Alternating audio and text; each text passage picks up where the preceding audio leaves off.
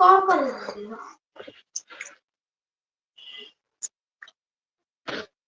दोस्तों, exploring education आपका स्वागत करता है डेली हिंदी न्यूज़पेपर के एक और करंट अफेयर सीरीज में। आज की सीरीज के तहत हम 11 जनवरी से लेकर 20 जनवरी के लिए जो आपके इम्पोर्टेंट क्वेश्चंस हो सकते हैं वो देखेंगे। ये क्वेश्चन सीरीज स्पेशली तो दिल्ली पुलिस के एग्जाम को देखते हुए शुरू की गई थी, लेकिन आपके सभी एग्जाम के लिए, सभी वनडे एग्जाम के लिए बहुत ही बेनिफिशियल रहने वाली है। इस सीरीज के अंदर हम करंट अफेयर साथ साथ स्टैटिक पोर्शन भी देखेंगे। जो पीडीएफ से एक्सटर्नल चीजें होगी उस चीजों को आपने नोट डाउन करते चलना है। कुछ स्टैटिक के हम क्वेश्चंस भी देखेंगे।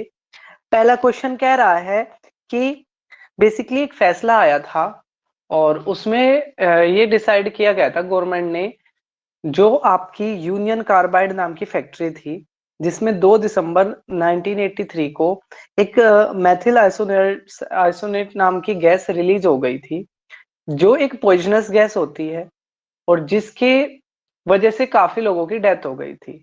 तो यूनियन गवर्नमेंट ने क्या किया था, यूनियन गवर्नमेंट ने और ज्यादा कंपनसेशन के लिए अभी मांग की थी, तो इस वजह से ये न्यूज में था। तो वहां से हमने देखा है कि भाई एक तो भोपाल गैस ट्रेजेडी कब हुई थी, 2 से 3 दिसंबर की रात को 1983 में। कौन सी गैस थी? मेथिल आइसोनाइट नाम की गैस थी। फैक्ट्री का क्या नाम था? यूनियन कार्बाइड नाम की फैक्ट्री थी। ये चीज आपने याद रखनी है। अगला क्वेश्चन कह रहा है कि कौन से राज्य ने एक रिजोल्यूशन पास करा है 30% कोटा रहना चाहिए वुमेन का गवर्नमेंट जॉब में। तो उत्तराखंड राज्य ने किया है, क्योंकि उत्तराखंड राज्यों में महिलाओं का जो लेबर परसेंटेज है, लेबर पार्टिसिपेशन रेट है, वो काफी कम है। इसको बढ़ाने को लेकर 30% का जॉब कोटा दिया है गवर्नमेंट जॉब में महिलाओं के लिए उत्तराखंड ने। उत्तराखंड की बात करें तो ये 9 नवंबर 2000 को उत्तर प्रदेश के 13 जिलों को अलग करके उत्तराखंड बना था।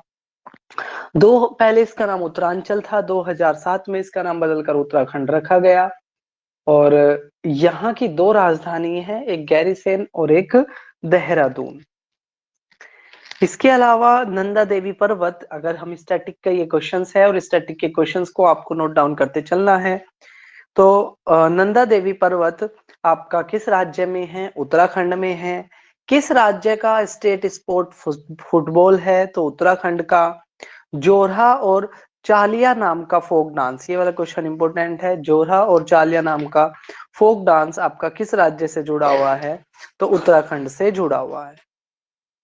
नेक्स्ट हम क्वेश्चन की बात करें तो नेक्स्ट क्वेश्चन कह रहा है कि अभी PM 2.5, ठीक है, पार्टिकुलेट मैटर रेट, यानी कि जो पार्टिकुलेट मैटर होते हैं, यानी कि ऐसे छोटे कण जो हवा में होते हैं और जो हमारे लिए नुकसानदायक होते हैं, जिनको हमारी बॉडी फिल्ट्रेट नहीं कर पाती, यानी कि वो हमारे शरीर के अंदर इजीली एंटर कर जाते हैं, उनको PM 2.5 कहते हैं। यानी कि बहुत छोटे कण जो प्रदूषित होते हैं उनको PM कहते हैं। तो PM 2.5 के मामले में सबसे साफ शहर माना गया है, सबसे साफ स्टेट माना गया है जम्मू एंड कश्मीर को, और सबसे खराब ये स्थिति देखने को मिली है दिल्ली में। तो ये चीज आपने याद रखनी है। नेक्स्ट है, what is the name of central bank digital currency launched by reserve bank of India? Bharat का सबसे बड़ा bank reserve bank of India ने अपनी एक डिजिटल करेंसी लॉन्च करी है जिसका नाम है ई रुपया। और ये किस लिए किया गया है कि लोग ज्यादा से ज्यादा डिजिटल ट्रांजैक्शंस की तरफ बढ़े। जैसे कि आप देखोगे आजकल फोन पे, पेटीएम, गूगल पे, इनसे हम पेमेंट करते हैं। इसी तरीके से क्या किया गया है कि डिजिटल करेंसी, क्रिप्टो करेंसी से बचने के लिए आरबीआई ने भी अपने तरह की एक डिजिटल करेंसी लॉन्च करी है जिसका नाम है ई रुपया। इसी तरीके से जो अगला जो क्वेश्चन है वो है कि भाई चाइना की डिजिटल करेंसी का क्या नाम है? तो चाइना की डिजिटल करेंसी का नाम है युआन। युआन क्या है आपका? चाइना की डिजिटल करेंसी का नाम है। अब एक इंटरेस्टिंग क्वेश्चन है कि पिछले 16 सालों से जहां कोई भी बैंकिंग की जॉब नहीं है, 15-16 सालों से ऐसा कोई कौन सा कंट्री है जिसमें बैंकिंग की अब कोई जॉब ही नहीं रही, यानी कि पूरा का पूरा काम डिजिटल हो गया है, तो उस कंट्री का नाम है स्वीडन। ठीक है, स्वीडन उस कंट्री का नाम है जहां पे सब कुछ क्या हो गया है, डिजिटलाइज हो गया है। अगर हम नेक्स्ट क्वेश्चन की बात करें, what is the name of world bank tree? जो वर्ल्ड बैंक है, वर्ल्ड बैंक की दो मेन संस्थाएं आपकी मानी जाती है, एक IBRD और एक IDA। IBRD में 189 कंट्रीज के मेंबर है, और ये इंटरेस्ट जो लोन देता है उस पर कम इंटरेस्ट रखता है, जबकि IDA, ठीक है, जो IBRD था वो आपका मिडिल इनकम कंट्री को लोन देता है, और उसकी इंटरेस्ट रेट तो होती है लेकिन मिनिमम होती है, जबकि IDA जो है इसके अंदर मेंबर की संख्या 174 है, और ये इंटरेस्ट फ्री लोन देता है। तो भारत क्या है, भारत दोनों से ही लोन ले लेता है, IBRD से भी और IDA से भी। चलिए नेक्स्ट क्वेश्चन की बात करें, तो नेक्स्ट क्वेश्चन कह रहा है कि भारत ने हाल ही में कौन सी मिसाइल लॉन्च करी है? तो पृथ्वी सेकंड नाम की मिसाइल लॉन्च करी है, जिसकी रेंज 350 किलोमीटर, और इसको उड़ीसा के चांदीपुर कोस्ट से लॉन्च किया है। अगर उड़ीसा की राजधानी की बात करें, तो उड़ीसा की राजधानी भुवनेश्वर है, और यहाँ के CM नवीन पटनायक है। ठीक है, उड़ीसा की राजधानी भुवनेश्वर है, नवीन पटनायक यहाँ के CM है।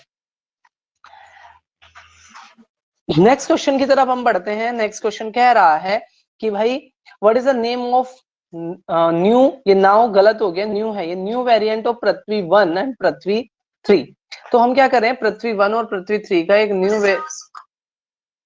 न्यू वेरिएंट बना रहे हैं, जिसका नाम क्या है, जिसका नाम है धानुष।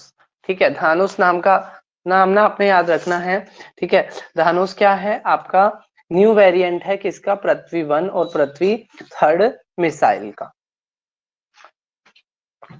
इसके अलावा अब हम नेक्स्ट क्वेश्चन की तरफ बढ़ते हैं। नेक्स्ट क्वेश्चन कह रहा है यूनिसेफ। यूनिसेफ आप जानते होंगे, UN की, ठीक है, एक एजेंसी का नाम आपका यूनिसेफ है, जो क्या काम करती है, आपकी बच्चों की एजुकेशन से रिलेटेड, कल्चर से रिलेटेड, ठीक है, इस तरह के काम करती है। तो यूनिसेफ की एक रिपोर्ट आई है जो ये कहती है कि भारत में सिर्फ 72% लोगों का रजिस्ट्रेशन हो रखा है, बर्थ रजिस्ट्रेशन सिर्फ 72% लोगों का हुआ है भारत में।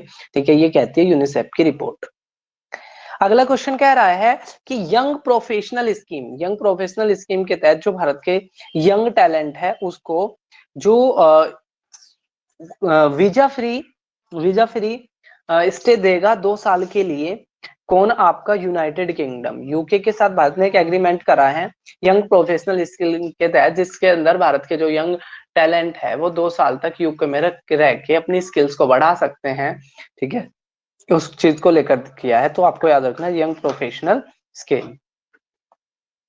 अगर हम नेक्स्ट क्वेश्चन की बात करें, who is the director of 80th golden globe award winning movie RRR? अब की बार क्या हुआ, जो 80वें गोल्डन ग्लोब अवार्ड हुए, इसमें भारत के लिए बहुत अच्छी ये बात रही कि एक तो यहाँ की मूवी RRR, और इसके एक सॉन्ग नाटू नाटू को क्या मिला है, आपको गोल्डन ग्लोब अवार्ड मिला है। और इस मूवी के जो डायरेक्टर है वो राजमौली है, राजमौली क्या है, इसके मूवी के डायरेक्टर है।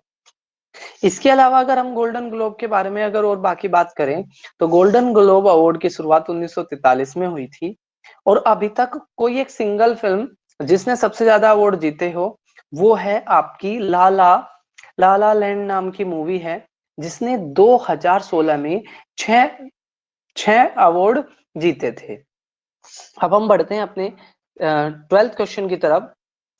12th क्वेश्चन कह रहा है what is the amount union government will disburse to promote digital payment card UPI light.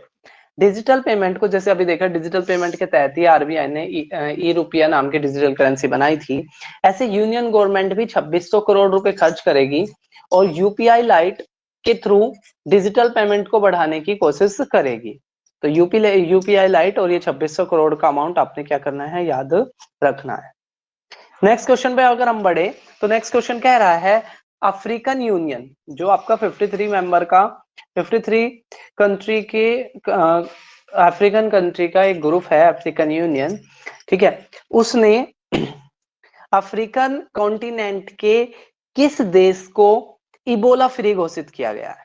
ठीक है, तो WHO ने, वर्ल्ड हेल्थ ऑर्गेनाइजेशन ने गुयाना नाम के कंट्री को, जो आपका अफ्रीकन कॉन्टिनेंट से जुड़ा हुआ है, उसको क्या कर दिया है? इबोला फ्री घोषित कर दिया है। नेक्स्ट अगर हम क्वेश्चन की बात करें, अब यहाँ पर इबोला का मेंशन हुआ था, ठीक है, तो इबोला का जो टेस्ट है वो ना एलिसा टेस्ट से ही हो सकता है। तो एग्जामिनर ना आपको कंफ्यूज कर सकता है कि एलिसा टेस्ट किसके लिए यूज होता है। तो एलिसा टेस्ट वैसे तो एड्स के लिए भी यूज होता है, और इबोला की भी टेस्टिंग किससे हो सकती है? आपकी एलिसा टेस्ट से हो सकती है। तो याद रखना, एलिसा में दो आ जाएंगे आपके, एक एड्स और एक इबोला। ये दो चीज आपने याद रखनी है। एड्स की बात करें तो इंटरनेशनल एड्स डे मनाया जाता है 1 दिसंबर को। नेक्स्ट कह रहा है, where did man hockey world cup, man hockey world cup of 2023 कहां होगा? Man hockey world cup of 2023 होगा उड़ीसा राज्य के अंदर। नेक्स्ट अगर हम बात करें यहाँ पर, नेशनल यूथ डे कब मनाया जाता है? तो नेशनल यूथ डे 12 जनवरी को मनाया जाता है, क्योंकि इस दिन स्वामी विवेकानंद का बर्थडे आता है। स्वामी विवेकानंद जी से रिलेटेड जो एग्जामिनर क्वेश्चन पूछता है, एक तो वो पूछता है कि इनके बचपन का नाम क्या था, तो नरेंद्र नाथ दत्त था। दूसरा, 1893 के विश्व धर्म सम्मेलन में इन्होंने हिंदुत्व की तरफ से, भारत की तरफ से वहां पर रिप्रेजेंटेशन किया था। My American brother and sister से अपने भाषण की शुरुआत की थी, जो लास्ट ईयर एसएससी का पूछा गया क्वेश्चन भी है। और सिस्टर निवेदिता वहां पर इनकी एक शिष्य बन गई थी, जिन्होंने इनके ऊपर बुक भी लिखी है, ठीक है। इसके अलावा 1897 में इन्होंने क्या किया था? रामकृष्ण मिशन की स्थापना भी करी थी। तो क्वेश्चन आता है, रामकृष्ण मिशन की स्थापना किसने करी थी? तो रामकृष्ण मिशन की स्थापना 1897 में स्वामी विवेकानंद ने करी थी, ठीक है। परमहंस, स्वामी परमहंस क्या थे? इनके गुरु थे। नेक्स्ट कह रहा है, नेशनल यूथ डे हमने देख ही लिया, युवा दिवस 12 जनवरी को मनाया जाता है। और पूछा नेशनल यूथ डे की थीम क्या है? तो नेशनल यूथ डे की थीम है विकसित युवा विकसित भारत। नेक्स्ट सिंपल सा क्वेश्चन है, न्यू ऐप किस कंपनी ने लॉन्च किया है? तो न्यू ऐप किया है टाटा कंपनी ने। 18th क्वेश्चन आपके एग्जाम के 10 से वेरी इंपॉर्टेंट है। एक तो हेनले पासपोर्ट इंडेक्स किससे जुड़ा हुआ है, ये आपने ध्यान रखना है। तो हेनले पासपोर्ट इंडेक्स ये बताता है कि किसी देश का पासपोर्ट कितना ताकतवर है, या कितनी इजिली वो मिल जाता है, ठीक है। तो हमेशा की तरह जापान अब की बार भी टॉप है। पिछले 7-8 साल से जापान ही हेनले पासपोर्ट इंडेक्स में टॉप पे रहता है। और भारत की जो अब की बार की जो रैंक है वो 85 है। इससे लास्ट टाइम जब ये रैंकिंग आई थी, उस टाइम पर जो भारत की जो रैंकिंग थी वो 83 थी। नेक्स्ट कह रहा, what is the target of Indian football vision? तो भारत ने एक इंडियन फुटबॉल विजन शुरू किया है, जिसके तहत भारत ने टारगेट ईयर रखा है 2047 तक, 2047 तक, कि हम क्या करेंगे? फुटबॉल का हब बना देंगे इंडिया को। अगर हम फुटबॉल की बात करें तो फीफा एक आपकी एजेंसी है जो क्या कराती है? फुटबॉल को, मैचों को ऑर्गेनाइज कराती है भारत के अंदर, ठीक है। All India football federation, all India football federation की शुरुआत 1937 में हुई थी, और इस संस्था को फीफा की तरफ से 1947 में क्या मिला था आपको? 1947 में फीफा ने AIFF को अप्रूव किया था, यानी कि ऑल इंडिया फुटबॉल फेडरेशन को 1947 में फीफा की तरफ से एफिलिएशन मिल गया था, तब से फिर भारतीय टीम खेलती है। नेक्स्ट कह रहा है कि शरद यादव एक पॉलिटिशियन थे, शरद यादव इमरजेंसी में काफी मेन रोल इन्होंने निभाया था। तो क्वेश्चन है कि शरद यादव किस मूवमेंट से जुड़े हुए हैं? तो शरद यादव जुड़े हुए हैं एंटी इमरजेंसी मूवमेंट से। इमरजेंसी की बात करें तो भारत में 3 बार नेशनल इमरजेंसी लगी है, जिसका मेंशन पार्ट 18 में है। 3 तरह की emergency, article 352 national emergency, article 356 state emergency, article 360 financial emergency, जिसमें आर्टिकल 352 के तहत लगने वाली नेशनल इमरजेंसी अभी तक भारत में सिर्फ 3 बार लगी है। एक बार भारत चाइना के युद्ध 1963 में, 62 में सॉरी, एक बार आपके इंडिया बांग्लादेश युद्ध 1971 में, और एक बार जून 1975 में लगने वाली तीसरे वाली इमरजेंसी। तो जो तीसरे वाली इमरजेंसी लगी थी उसी के दौरान ये मूवमेंट में थे, एंटी इमरजेंसी मूवमेंट के अंदर शरद यादव, ये आपने याद रखना है। नेक्स्ट कह रहा है कोप 28 कहाँ होगी, तो कोप 28 दुबई में होगी और जिसको चेयर कर रहे हैं सुल्तान अल जबर। और ये एक चर्चाओं का विषय इसलिए हो गया, कंट्रोवर्सी इसलिए हो गई क्योंकि सुल्तान अल जबर एक तेल कंपनी के सीईओ है। तो सऊदी अरेबिया ने क्या किया कि एक तेल कंपनी के सीईओ को, ठीक है, कोप 28 जो आपकी इन्वायरमेंट के पोल्यूशन से बचाने से संबंधित है उसका हेड किसी तेल कंपनी के उसको बना दिया। तो ये तो वही वाली चीज होगी कि बिल्ली की ना दूध की रखवाली, ठीक है, किसको दे दी है, बिल्ली को दे दी है। नेक्स्ट है who appoint the CEO of Cognizant company, तो ये अपॉइंटमेंट से रिलेटेड क्वेश्चन है। तो अपॉइंटमेंट की बात करें तो रवि कुमार को सीईओ बनाया गया है, किसका, कॉग्निजेंट कंपनी का। इसके अलावा अगर हम बाकी चीज देख लें, इस कोप 28 का मेंशन हुआ था, तो जो कोप है ये यूएनएफसीसी यूएनएफ ट्रिपल सी के द्वारा आयोजित ये कराई जाती है। सबसे पहली जो कोप 1 हुई थी वो बर्लिन में 1985 में हुई थी। बर्लिन 1985 में सबसे पहली कोप हुई थी। और अभी वाली आपकी दुबई में हो रही है, इससे पहले इजिप्ट में हुई थी, उससे पहले ग्लासगो में हुई थी। ये चीज आपने याद रखनी है। नेक्स्ट अगर हम बात करें नेक्स्ट क्वेश्चन की, तो वो ये कह रहा है कि पहली वुमेन एम्पायर कौन बन गई रणजी ट्रॉफी में। तो रणजी ट्रॉफी में अब की बार पहले ऐसा हुआ कि पुरुषों के मैच में, ठीक है, महिलाओं ने एम्पायरिंग करी। तो एन जननी, वृंदा राठी, वी गायत्री, ठीक है, वी गायत्री, ये तीन क्या रही आपकी महिला, ऐसी महिला क्या रही, एम्पायर रही। एन जननी, वृंदा राठी और वी गायत्री, ये चीज आपने याद रखनी है। जो 1 से 10 जनवरी वाली वीडियो कल की थी उसमें हमने देखा था कि लॉन्गेस्ट क्रूज जो है उसका नेम क्या है, गंगा क्रूज है, गंगा विलास यात्रा। आज के क्वेश्चन, आज के उसमें पूछ रहा है कि उसकी डिस्टेंस कितनी है, तो 3200 किलोमीटर की ये लाइन है, ठीक है। गंगा क्रूज कितने का है, 3200 किलोमीटर का। 26 क्वेश्चन वेरी इंपॉर्टेंट है, पूछ रहा है कि पहला कौन सा constitutional, fully constitutional literate district बन गया। तो केरला के अंदर जो कोलम है, केरला के अंदर कोलम, ठीक है, कॉन्स्टिट्यूशनल लिटरेट डिस्ट्रिक्ट बन गया है, यानी कि यहाँ के सभी लोगों को कॉन्स्टिट्यूशन आता है। तो ये याद रखना है आपने, कोल्लम केरला का क्या बन गया है, फुल्ली कॉन्स्टिट्यूशनल लिटरेट डिस्ट्रिक्ट बन गया है। अगर हम यहाँ पर बात करें कॉन्स्टिट्यूशन के बारे में, ठीक है, तो अगर हम कॉन्स्टिट्यूशन के बारे में बात करें मेन चीज, तो हमारा संविधान दुनिया का सबसे लंबा संविधान है जिसमें विभिन्न देशों से विभिन्न प्रावधान लिए गए हैं। जैसे आपातकाल के प्रावधान हमने जर्मनी से लिए, फंडामेंटल राइट हमने अमेरिका के संविधान से लिए, फंडामेंटल ड्यूटीज हमने यूएसएसआर, सोवियत संघ जो बाद में चलकर रशिया बना, उससे ली। इसके अलावा डीपीएसपी जो सरकारों को सलाह होती है वो हमने आयरलैंड से लिया।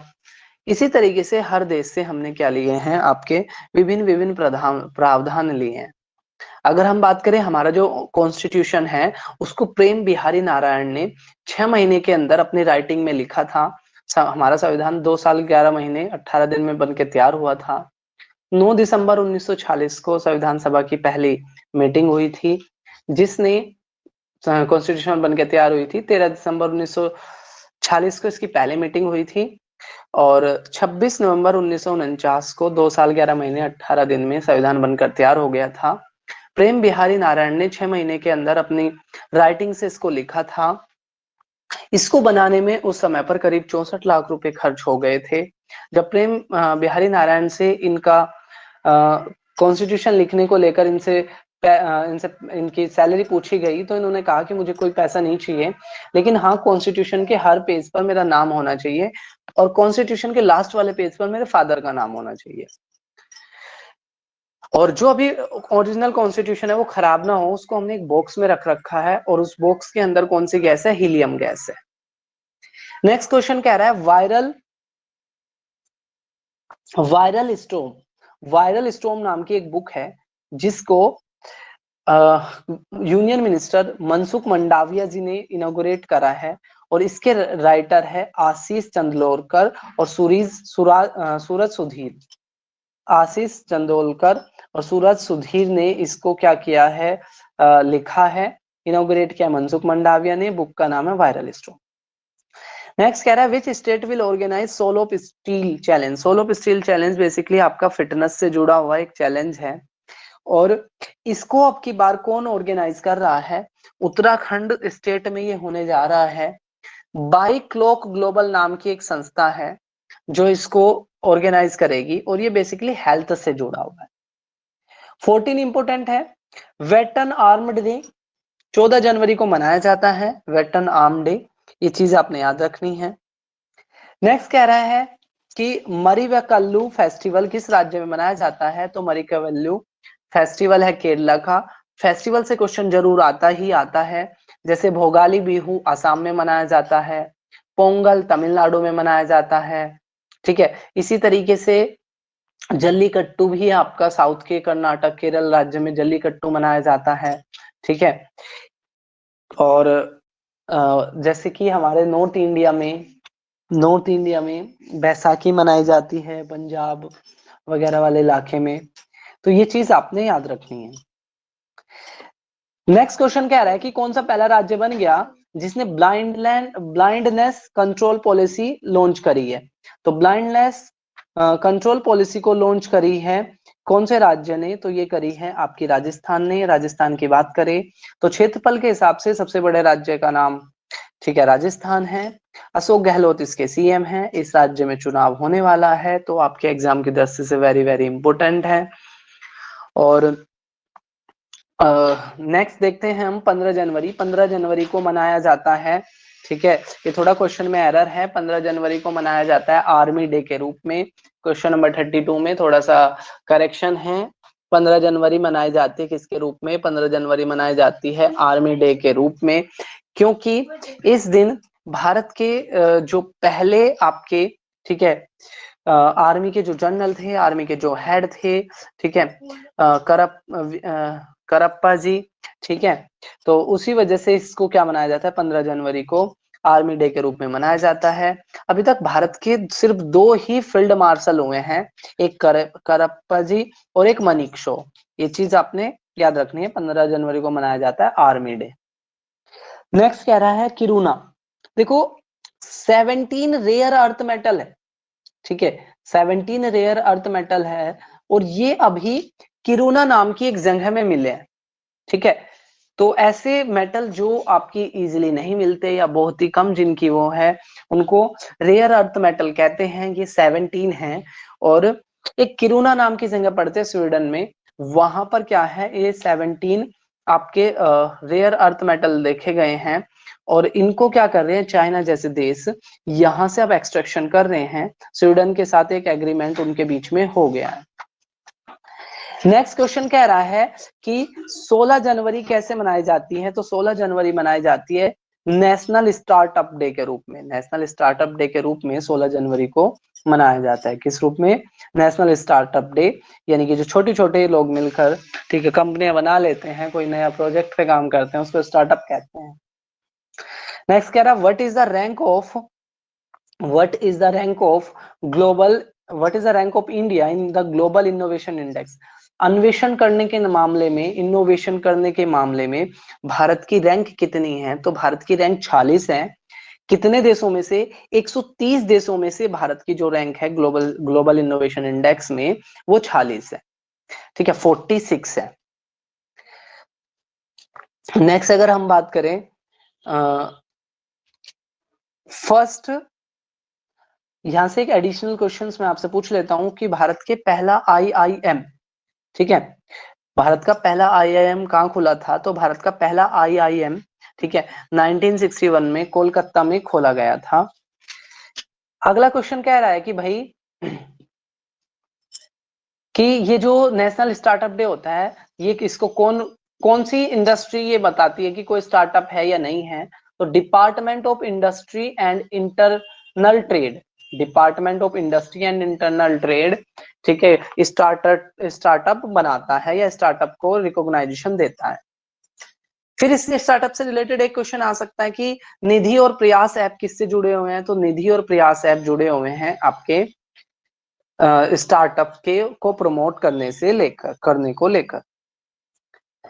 अगला कह रहा है कि देखो हमने क्या किया, national film archive of India और डायरेक्टोरेट ऑफ फिल्म फेस्टिवल यानी कि DFF, ठीक है, NFAI और DFF को हमने क्या कर दिया, दोनों को मर्ज कर दिया है और मर्ज करके एक नई संस्था बनाई है, ठीक है, जिसका क्या नाम है, ठीक है, तो उसका नाम है national film development council, NFDC बनाई है, national film development council.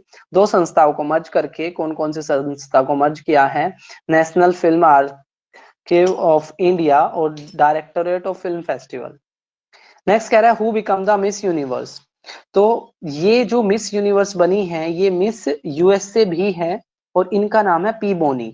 P बोनी गैब्रियल को क्या बनाया गया है, मिस यूनिवर्स बने हैं और ये क्या है आपकी मिस यूएस से भी है, ठीक है, पोनी गैब्रियल के नाम से आपने याद रखना है। इसके अलावा नेक्स्ट क्वेश्चन की बात करें तो नेक्स्ट क्वेश्चन कह रहा है which country recently launch anti polio campaign. तो बेसिकली पूरी दुनिया में सिर्फ दो ही देश रह गए हैं जहां पर पोलियो है, एक अफगानिस्तान और एक पाकिस्तान, ठीक है, अफगानिस्तान और पाकिस्तान दो ही देश हैं, ठीक है, जहां पर पोलियो है। पाकिस्तान में करीब 4.5 करोड़ के करीब बच्चे पोलियो से ग्रसित है। तो इसको लेकर अब अगर आपसे पूछे कि पोलियो को लेकर किसने कैंपेन चलाया है तो पाकिस्तान ने चलाया है। पोलियो की बात करें तो भारत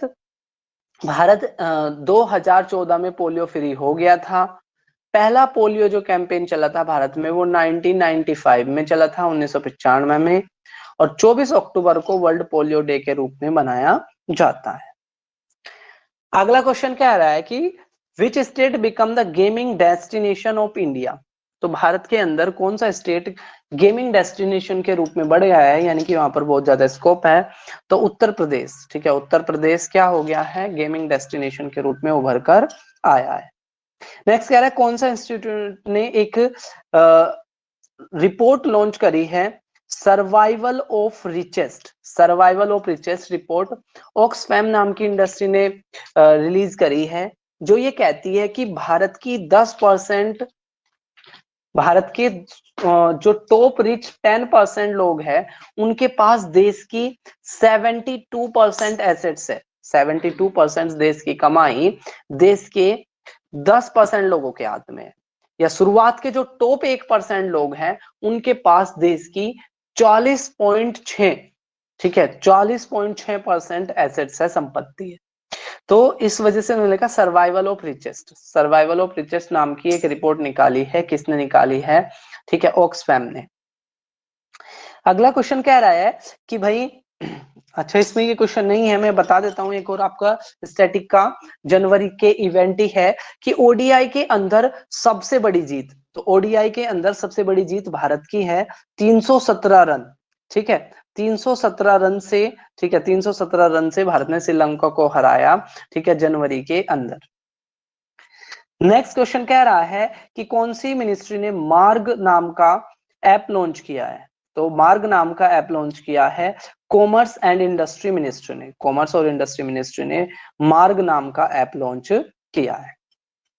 अब क्या होता है, जो आपके एयरक्राफ्ट होते हैं, एयरक्राफ्ट के अंदर भी एक सेफ्टी बॉक्स होता है और उस सेफ्टी बॉक्स का नाम ब्लैक बॉक्स होता है। ये ध्यान रखना है, पूछ लेंगे, एयरक्राफ्ट के अंदर एक सेफ्टी बॉक्स जो होता है जिसमें सेफ्टी के टूल्स होते हैं, जानकारी होती है, ठीक है, उसका नाम क्या है, तो उसका नाम है ब्लैक बॉक्स। अगला क्वेश्चन कह रहा है कि इस साल की जो 26 जनवरी होगी उसके चीफ गेस्ट कौन होंगे। तो अब की बार की जो 26 जनवरी होगी, ठीक है, उसके चीफ गेस्ट अब्दुल फतल अल सीसी रहे थे, ठीक है।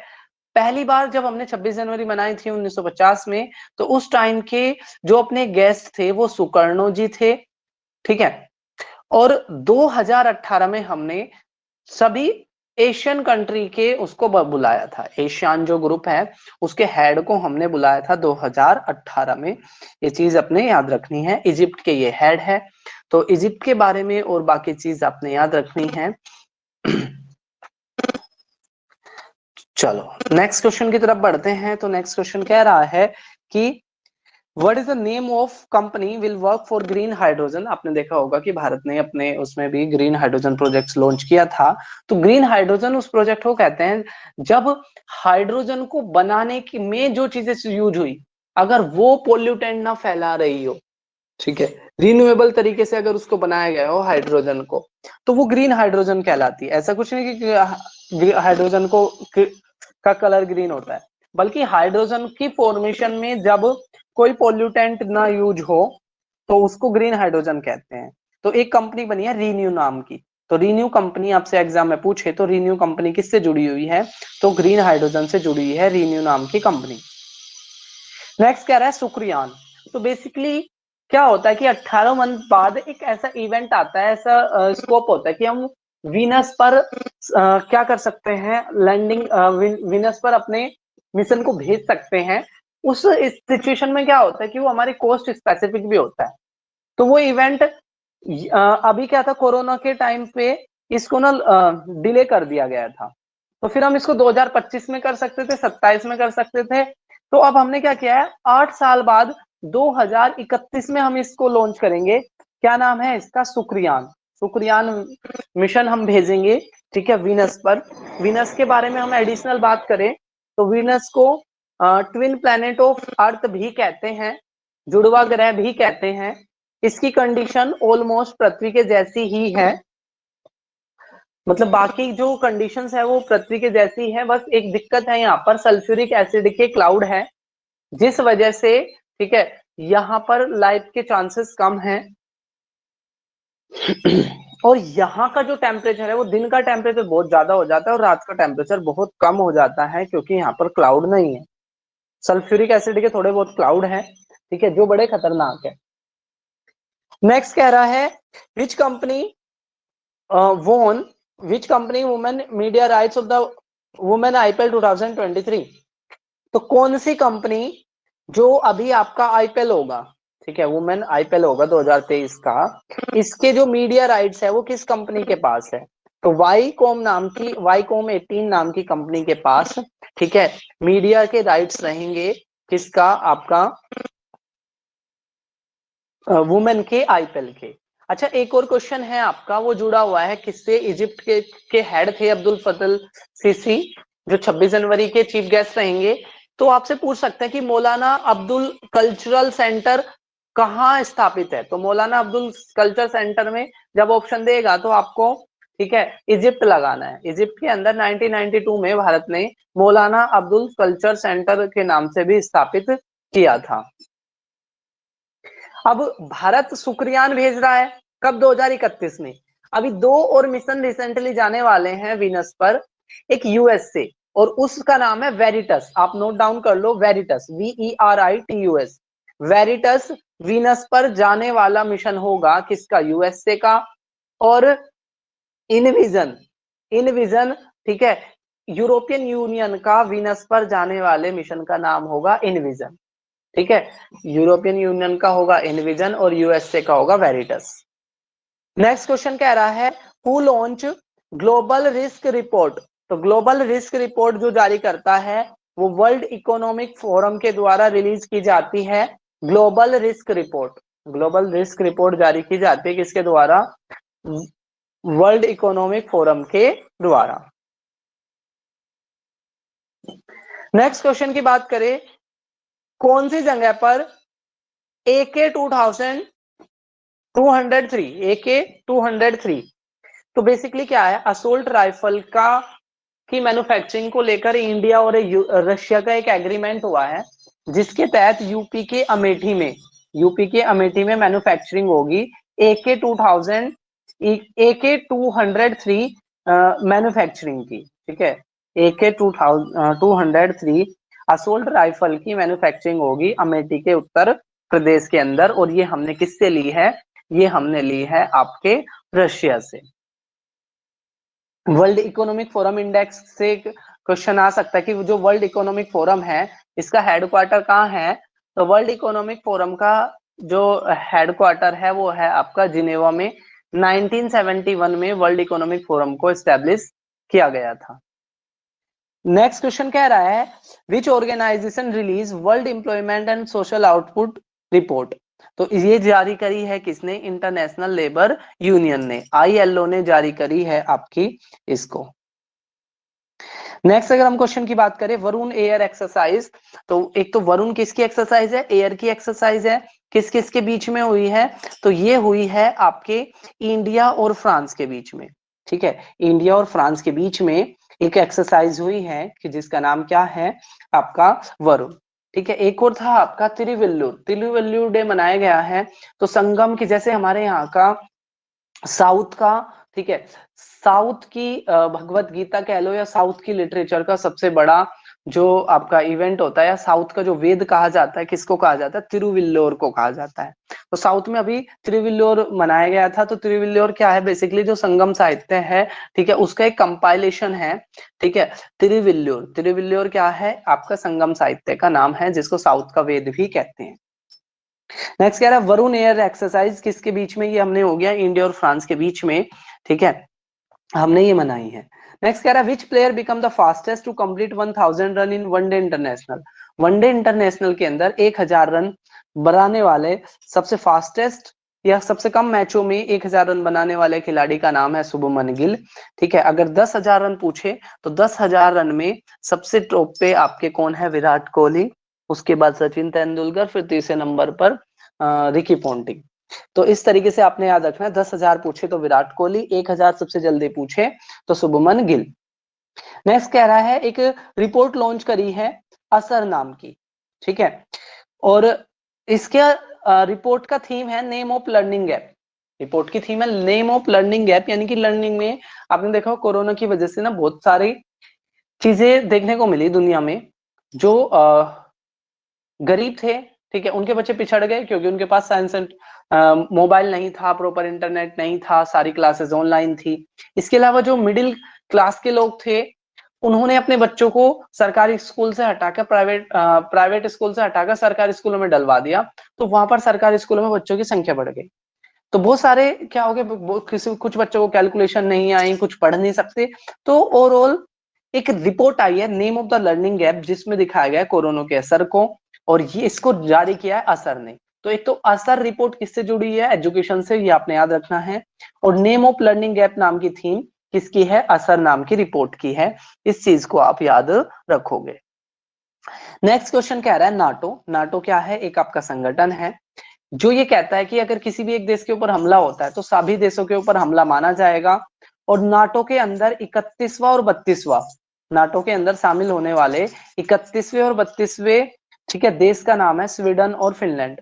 32वां है स्वीडन और 31वां फिनलैंड। तो कहीं ना कहीं रशिया और यूक्रेन के इशू के पीछे एक ये भी था कि जो यूक्रेन था वो नाटो को ज्वाइन करना चाहता था, और अगर यूक्रेन ने नाटो को ज्वाइन कर लिया तो नाटो बिल्कुल रशिया के पास आ जाएगा, जिसको रशिया कभी भी बर्दाश्त नहीं करेगा। नेक्स्ट कह रहा है who is the writer of the book broke to break through. तो ब्रोक टू ब्रेक थ्रू का जो राइटर है वो हारिस दामोदर है, जिनको गाजा बिजनेस बुक का भी अवार्ड मिला है। गाजा बिजनेस बुक का अवार्ड किसको मिला है? ठीक है, आपका हारिस दामोदर को मिला है, जिन्होंने एक बुक लिखी है, बुक का नाम है ब्रेक थ्रू। ठीक है, ब्रोक टू ब्रेक थ्रू। ठीक है, ये इनका बुक का नाम है। नाटो के हेडक्वार्टर, जो पिछले क्वेश्चन में देखा था, तो ब्रुसेल्स के अंदर नाटो का हेडक्वार्टर है। नेक्स्ट क्वेश्चन कह रहा है आपका which city selected as a centre of fourth industrial revolution. देखो चौथी इंडस्ट्रियल रिवॉल्यूशन आने वाली है, पहली में मशीनें बनी थी, ठीक है, ऐसे तीसरे में इंफॉर्मेशन टेक्नोलॉजी थी, तो चौथे में रोबोटिक्स से जुड़ी होगी इंडस्ट्रियल रिवॉल्यूशन। तो चौथी इंडस्ट्रियल रिवॉल्यूशन के लिए जो सेंटर चुना है वर्ल्ड वाइड कम्युनिटी ने, वो उसमें हैदराबाद को चुना है। हैदराबाद क्या है? आंध्र प्रदेश, तेलंगाना की राजधानी है हैदराबाद। ठीक है, ये चीज आपने याद रखनी है। अगला कह रहा है कि भाई टी ट्वेंटी, यहाँ पर इस टी20 का मतलब है थिंक 20, दुनिया की समस्याओं को सोचने को लेकर एक टी20 है, जिसकी एक मीटिंग हुई है कहां पर? भोपाल में। ठीक है, जिसको नाम दिया गया भोपाल डिक्लेरेशन। तो आपसे क्वेश्चन ये पूछ सकता है कि भोपाल डिक्लेरेशन किससे संबंधित है? तो भोपाल डिक्लेरेशन संबंधित है आपका, भोपाल डिक्लेरेशन संबंधित है आपका इन्वायरमेंट की कंसर्न को लेकर, जिसका नाम टी20 रखा गया है। ये चीज आपने याद रखनी है। और last very very important question है, वर्ल्ड इकोनॉमिक फोरम ने एक इनिशिएटिव लॉन्च किया है जिसका नाम है GAEA। GAEA आपसे पूछेंगे what is the full form of GAEA। 57 question is a very important question from perspective of your examination. इसका है giving to amplify earth action, यानी कि अर्थ को बचाने को लेकर जो हम एक्शन कर रहे हैं उनकी स्पीड को हमें बढ़ाना चाहिए। And last question, Italian hydro electric project. Italian hydro electric project किस राज्य का है? तो ये अरुणाचल प्रदेश का है। अरुणाचल प्रदेश के अंदर भारत की लीस्ट पॉपुलेशन डेंसिटी रहती है, सिर्फ 17 लोग रहते हैं 1 किलोमीटर में। ईटानगर इसकी राजधानी है, सबसे नॉर्थ ईस्ट का ये भारत का राज्य है। तो ये थे हमारे 20 जनवरी तक के अपने करंट अफेयर्स हो गए हैं। नेक्स्ट में हम 20 जनवरी से लेकर आपके 31 जनवरी तक के जो करंट अफेयर्स होंगे उनको लेकर आएंगे। तब तक के लिए टेक केयर, जय हिंद, जय भारत।